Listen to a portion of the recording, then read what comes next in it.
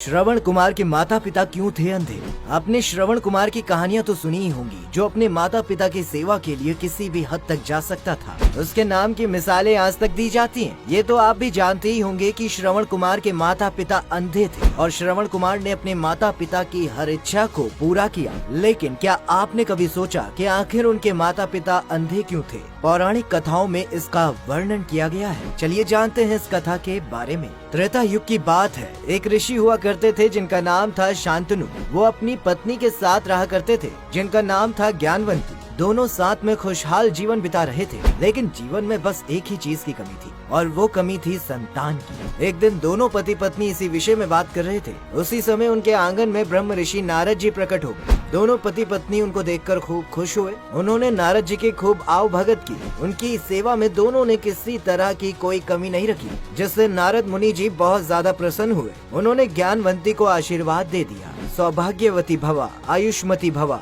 पुत्रवती भवा। जब ज्ञानवंती ने यह सुना तो उन्होंने नारद जी से पूछ ही लिया कि क्या उनका तीसरा आशीर्वाद कभी सफल हो पाएगा, क्योंकि इतने वर्षों में हमें संतान की प्राप्ति नहीं हो पाई है। नारद जी ने कहा, मेरा दिया हुआ आशीर्वाद कभी खाली नहीं जाता। एक ऋषि के कहे हुए शब्द कभी मिथ्य नहीं होते, लेकिन पुत्र रत्न की प्राप्ति के लिए तुम दोनों को कठोर तपस्या करनी होगी। आप दोनों को नैमिषारण्य वन में 1 वर्ष तक ब्रह्मा जी की कठोर तपस्या करनी होगी। दोनों पति पत्नी ने नारद जी की बात मान ली और नैमिषारण्य आ गए और यहाँ उन्होंने ब्रह्मा जी की तपस्या शुरू कर दी। साल भर के बाद ब्रह्मा जी ने उन्हें दर्शन दिए और उनसे वर मांगने को कहा। जिसके बाद शांतनु ने ऋषि से कहा कि प्रभु, आपकी दया से मेरे पास सब कुछ है, बस मेरी कोई संतान नहीं है। आप मुझे पुत्रवान होने का वर दीजिए। जिसके बाद ब्रह्मा जी ने कहा कि तुम्हें अवश्य ही पुत्र रत्न की प्राप्ति होगी, लेकिन इसके लिए तुम्हें मेरी एक शर्त को मानना होगा।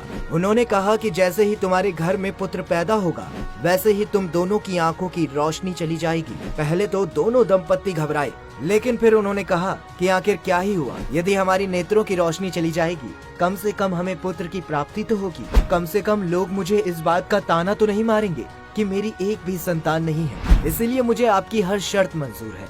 आप जो करेंगे अच्छा ही होगा।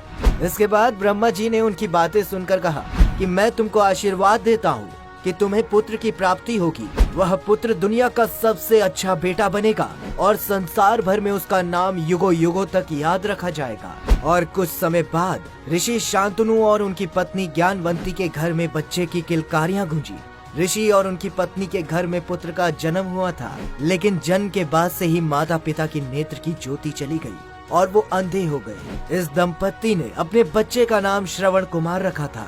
जैसे जैसे श्रवण कुमार की आयु बढ़ती गई, उन्हें अपने माता पिता की भक्ति के लिए जाना जाने लगा। वह अपने माता पिता की अकेली संतान थे।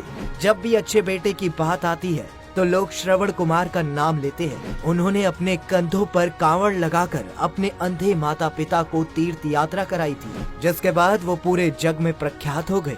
क्या आपको श्रवण कुमार की ये कहानी पता थी? हमें कमेंट करके जरूर बताइएगा। साथ ही वीडियो को लाइक और ज्यादा से ज्यादा शेयर करना ना भूलिएगा।